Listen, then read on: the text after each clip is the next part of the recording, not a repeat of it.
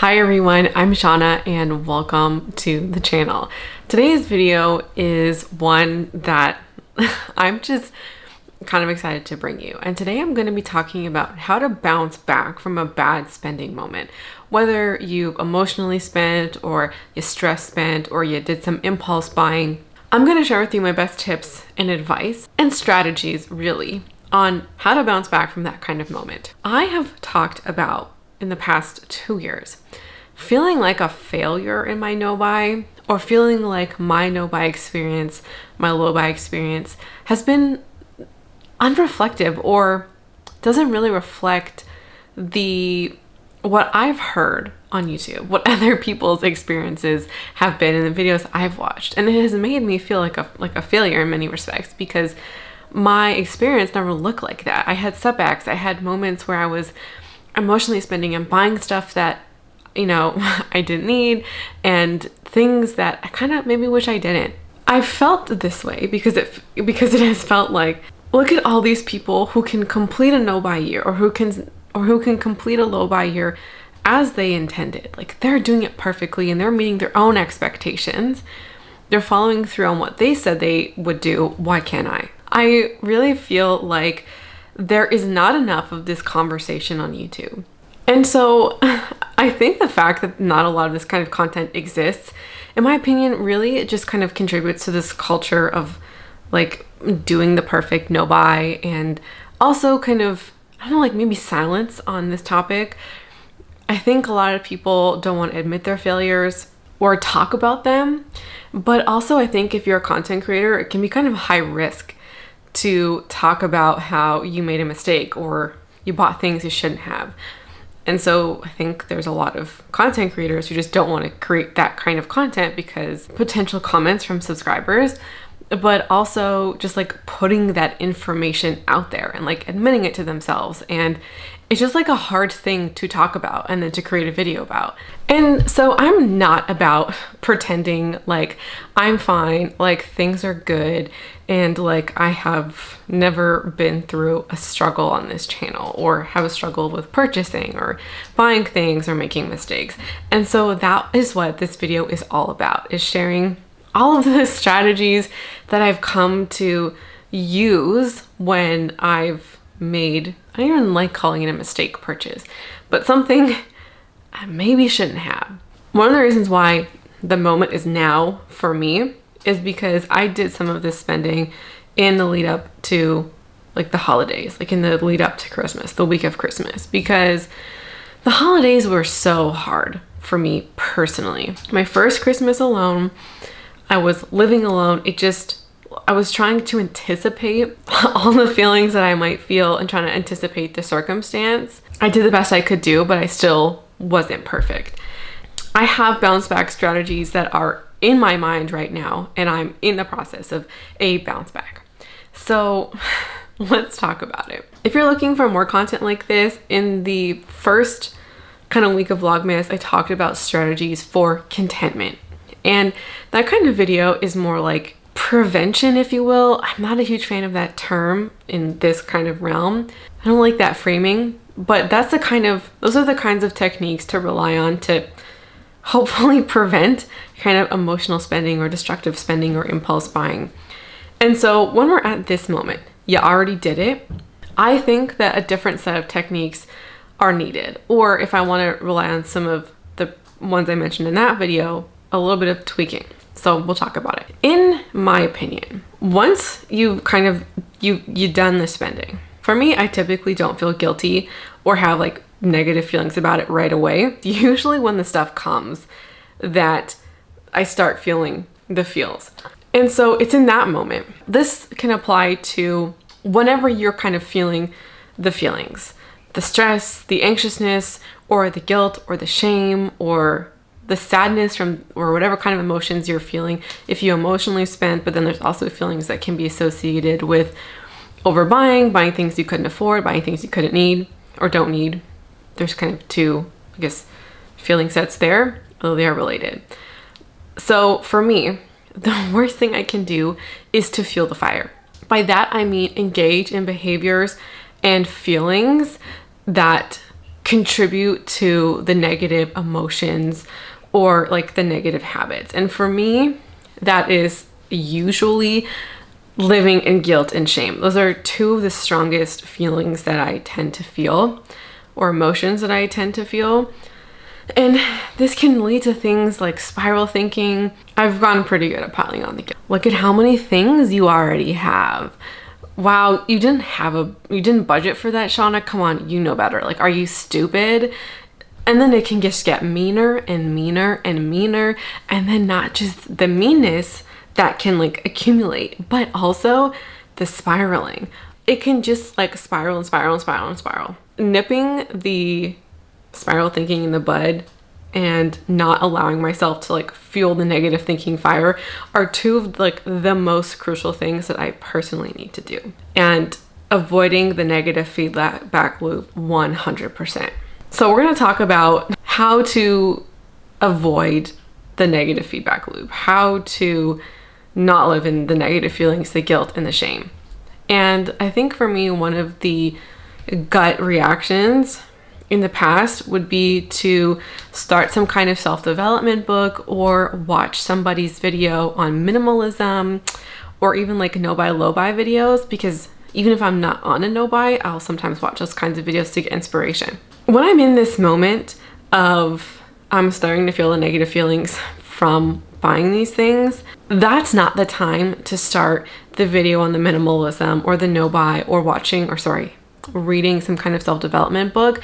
These are the things that tend to make me feel the worst about myself, because these are the things that make me feel like a failure. These people are doing it, why can't you?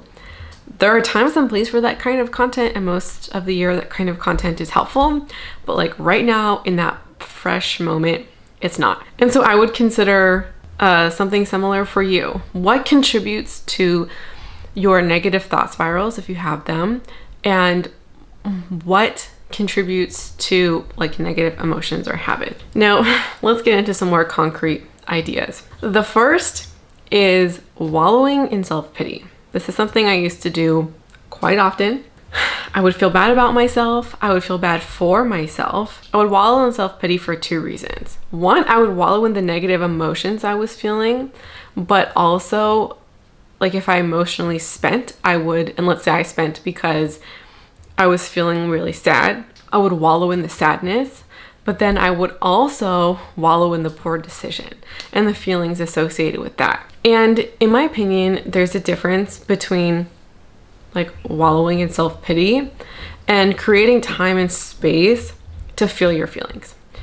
And I think it's perfectly okay to feel your emotions. The difference to me is that feeling your emotions becomes wallowing in self-pity the moment where you're kind of coming down from the feeling, like you're like, okay, you know, like maybe you're not kind of out of that negative feeling, but you don't leave. You don't say, okay, time to move on. And I'm gonna give you an example that happened to me on Christmas Eve. I received a Christmas card from my mom, and I opened it, and this like floodgate of emotions came out. It wasn't particularly like an emotional kind of card. It was like a pretty average Christmas greeting.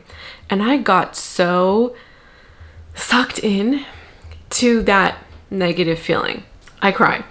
I let it all out. I thought my thoughts. And when I was done crying, I can't cry forever. When I was done crying, that was the only space I was going to give myself to feel that feeling. And then it's time to move on. For me, that's the moment that's the opportunity, that's the window to prevent the wallow, but also prevent that moment from becoming or turning into a negative spiral. I decided to, use some distractions, and basically at that point, to prevent the wallowing, to prevent this becoming like a negative thought spiral, distractions were necessary. And I'll talk more about distractions later. I think there's also a distinction between feeling your emotions and feeling your feelings. I used to say, oh, it's okay to feel your feelings, but what I really meant is that it's okay to feel your emotions. And I think it's okay to feel sadness or anger. And we typically can't prevent emotions from happening. And I'm not necessarily sure that it's, if we could prevent them, that we should. But what I think is a difference is feeling your feelings, because this distinction came to me when I was watching back videos this year, and I would say I felt like a failure. That is a feeling. I can feel a certain way about myself, and I think we use emotions and feelings interchangeably in a lot of ways. Those terms can be, but the term feeling can extend to things that are not emotions. I am not a failure. That is a self-perception. And while emotions can just be like self-perceptions of the world or self-perceptions of situations, it becomes something else when we talk about feeling like a failure, or we would just say I'm a failure, and that's a feeling, and that we use the word feel to describe that. And that's not an emotion, and that is not something that is okay for me to feel. And I think for me as well, guilt and shame are two emotions that are kind of gray area for me as well, because I tend to feel guilty in a similar way that I feel like a failure. And it feels a little bit different to me than feeling sad. Not always, and I guess that's just an emotion that's nuanced. Same thing with shame. Shame for me is a very complicated emotion, and there's a lot of things that can make people feel shame in their lives, and I'm absolutely not telling you to how you should feel about anything. But shame for me feels like such an unproductive emotion, and one that like I don't want to give myself room to feel. And like I think it's okay to feel angry or sad. Shame is not one that I want to feel and one I want to give room to feeling in. So giving yourself time to feel your emotions, I think, is necessary, and one that I think is helpful. And one thing here that kind of helps me process my emotions is the feeling log, which I've talked about. I can link where I talk about that below. One thing also that is really helpful in like if I'm feeling myself going down a thought spiral is to do a thought reframe. And this is kind of simple, and it's basically like it has three parts. The first is like, what is the actual trigger? So I'm going to give you like an example from Vlogmas. So what the trigger is, my first Vlogmas video didn't do well. This is what triggered negative thoughts or automatic thoughts. What is the thought? My whole Vlogmas is going to flop. I suck as a creator. And then the new thought that we're going to use to challenge the automatic thought. So this particular content of like video number 1 isn't 100% on brand, which is likely the reason that it's not performing well. And if it does flop, one flop doesn't mean the entire month of Vlogmas series is ruined, or that all your other videos suck, or that you suck as a creator. I find this helpful when I'm in the moment to nip that negative thought spiral in the bud before it even starts happening. And I'm not presently at a place where I can do this in my head. I typically need to write it down and like go through that exercise like in my Notion template and do it. So let's talk about giving yourself permission to move on. This can just kind of be hard because I think, at least for me, we feel like we should feel guilty. We feel like we should do better. And there might even feel like there's a point to feeling negative things about some bad shopping that just went down. But to me, that's unproductive. Nothing good can come of like dragging yourself through the emotional mud. It can just be so easy to say like, you should have known better. You should have done better. Okay, so now what? Saying I should have done better or should have known better, believing that maybe that's even true, thinking that doesn't really change anything. In my opinion, giving myself permission to move on is essential. And one of the things that makes me feel the most shame and the most guilt is hiding things. Hiding purchases, hiding boxes, hiding things that I bought, trying to return things before somebody else knows or sees. and also hiding things from this channel. So how do I move on? By not hiding these things, telling my partner about it, being upfront on YouTube about it, and giving myself permission. So let's do this now. Shauna, you do not need to feel guilt or shame for the things that you bought earlier this month. It is okay. I'm giving you permission to move on. So let me share some of the things that I bought, not in an effort to like brag, but to relieve my guilt about these things. I think as a content creator, there is like extra guilt and shame, or maybe nervousness, because it feels like I'm supposed to be setting an example, and there's maybe some embarrassment about, oh, I messed up. But I know that that embarrassment is not because I'm a creator.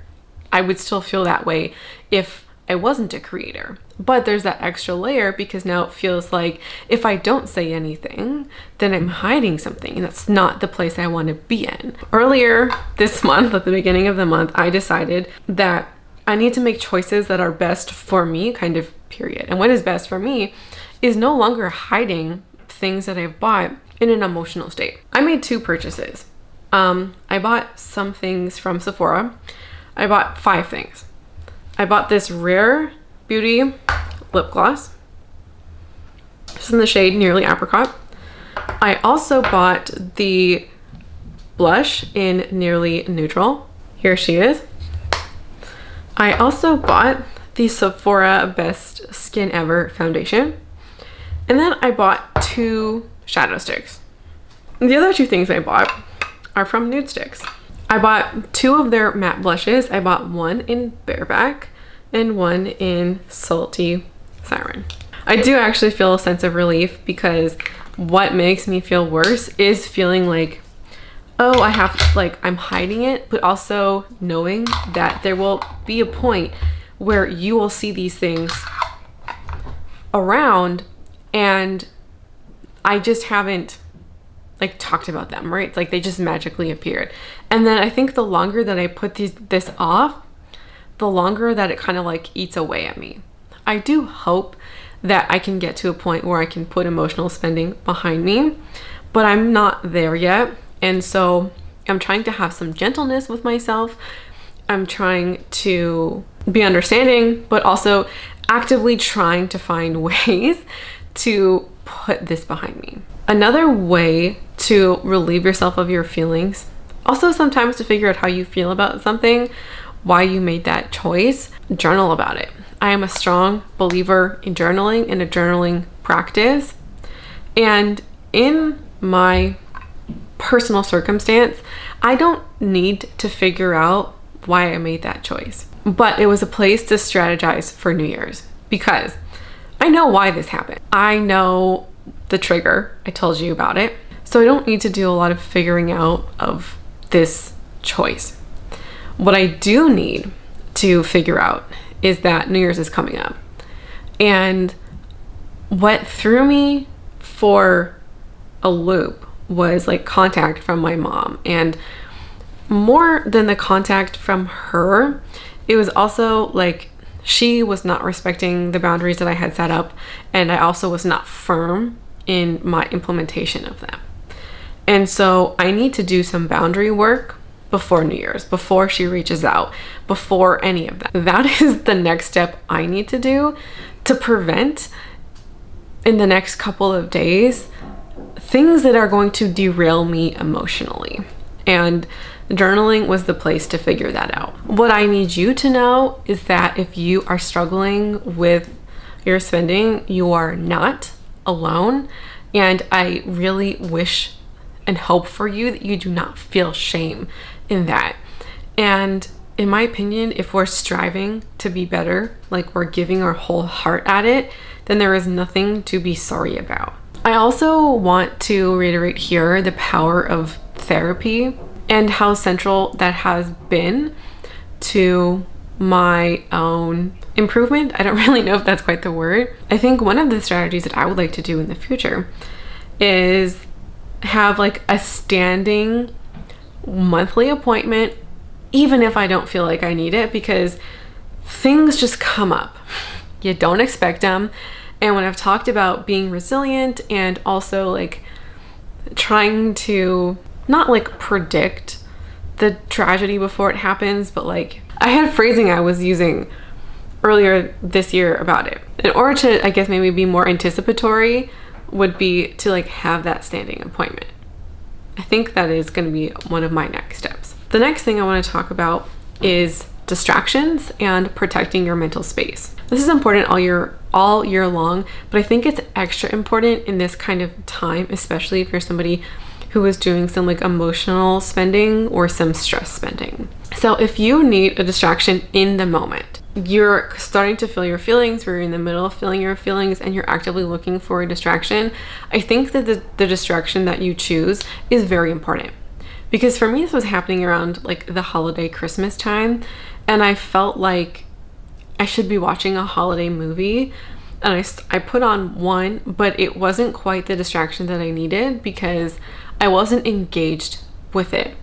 And I think if you're looking for something to be a distraction, it needs to capture your attention and you need to be engaged with the material.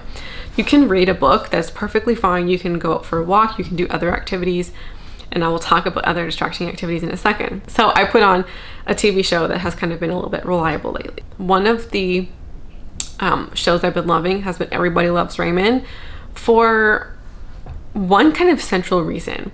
It is light-hearted comedy where nothing bad ever happens. Yes, there's like turmoil and situation and frustration, and like none of the central cast dies. It's kind of like some of your classic 90s sitcoms in that way. Your choice doesn't have to be Everybody Loves Raymond, but that's a show that actively makes me laugh out loud. And I am genuinely engaged with that show when I watch it. I have previously gone to The Office, but I have seen The Office so many times where I can check out so easily. Whereas this is like the first time I've been watching Raymond for the past like a couple of weeks, if not months now. So I am actively engaged with that show when I watch it. And I think that is so important. And that show makes me happy. Like I actually feel like it's positive and uplifting. And there's a lot of reasons why I think that. One of the reasons is that this is a show, in some ways, like I feel this way about The Office, but not Friends, is that this show isn't about like having the best in life. There's a lot of people in that show who like are not fashionable or trendy or trying to be, even in their time.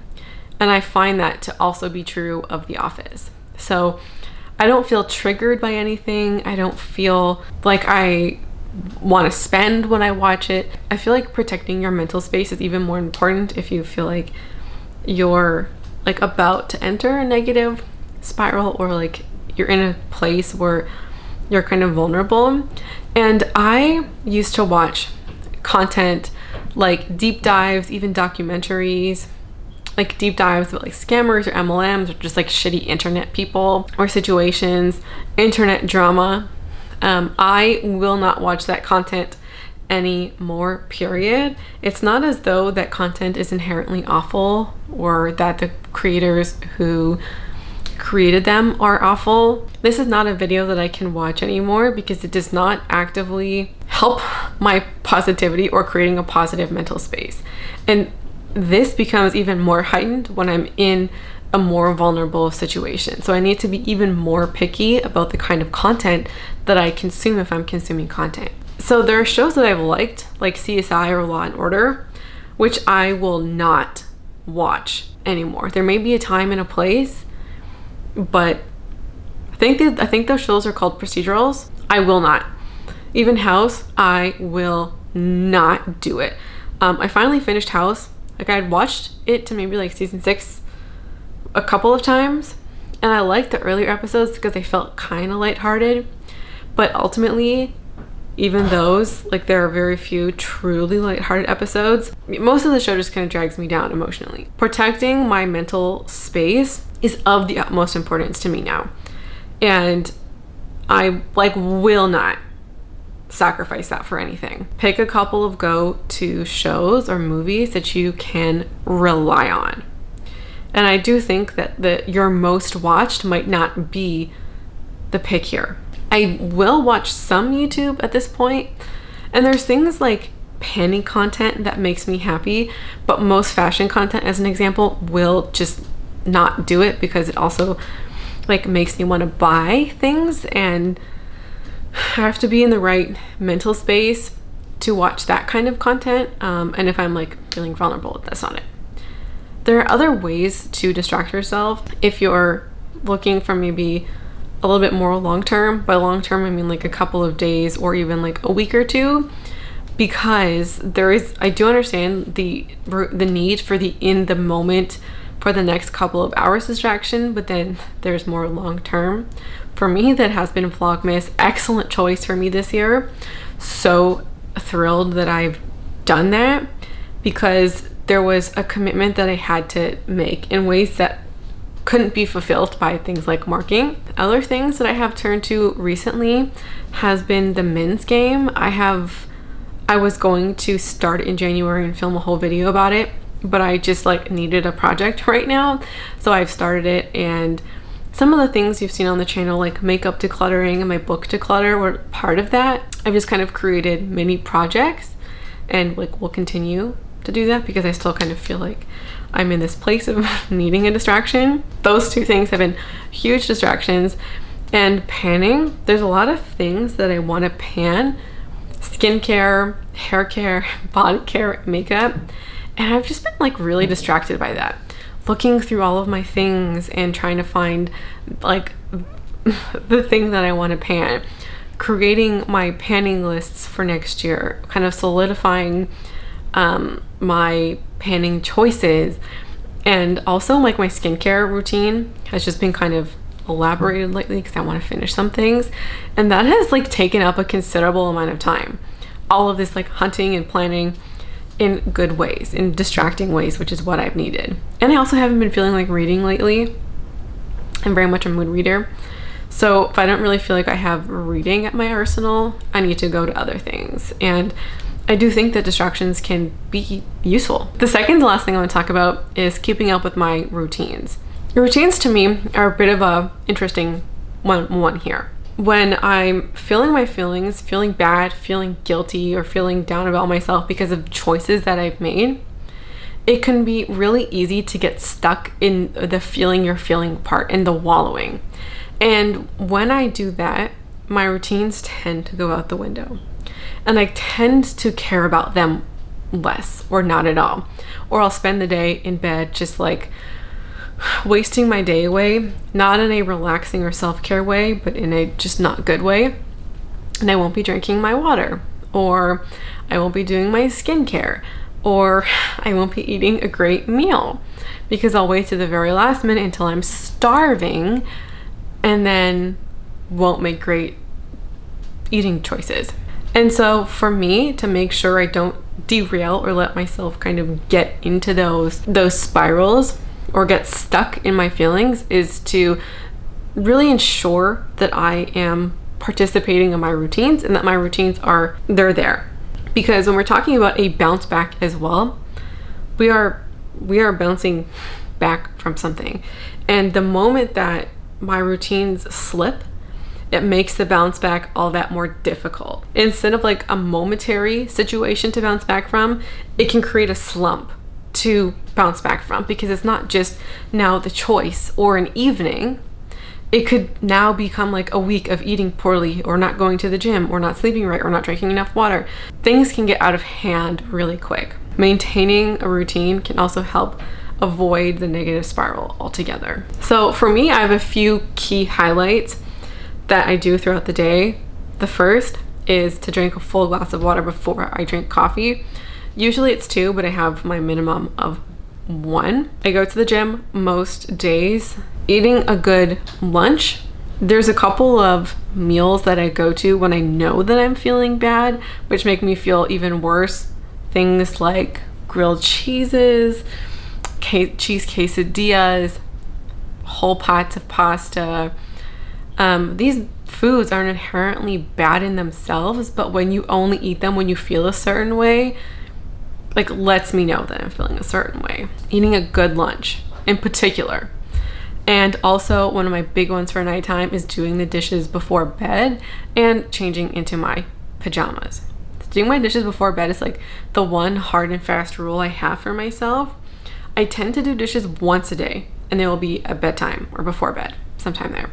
If I let that slip, then it creates a negative spiral. So giving up my routines are essential. The last thing I want to talk about is limiting my time on social media and kind of the internet at large. For me, this is extra crucial at this point because watching particular kinds of content can be very triggering, can make me feel like crap about myself, can make me feel like I'm not enough. And it's also kind of at the point where your like mental or my mental defenses, they're not on high alert. They're not even there usually, like at this point. So I just won't do it. I won't go on. I won't engage with that content. Like I did not go on at all on Christmas as an example. So some ways you can either cut it out or limit it. One of the things I do is I have a timer on my phone that limits my Instagram usage to 30 minutes. I think in the last 2 weeks there were only 2 days where I hit the 30 minutes. Every other day has been less than that. So I am very limited in my social media use and also like my desire to use social media. Even YouTube, I don't have the same kind of constraints on YouTube because it tends to be less triggering for me, but also I like to engage with my peers, and I'm also on there creating content as well. But I will be much more particular with the kinds of content that I watch on YouTube, and I have playlists that I go to at this time. So those are all the tips I'd like to share with you today. I would love to hear your best tips in the comments down below. I think the entire community would benefit from hearing more advice, more tips, more strategies. So I would love to hear them in the comments. I hope that you found this video useful or helpful in some way, depending on your particular kind of situation. Thank you so much for watching, and I hope to see you again around here soon. Bye.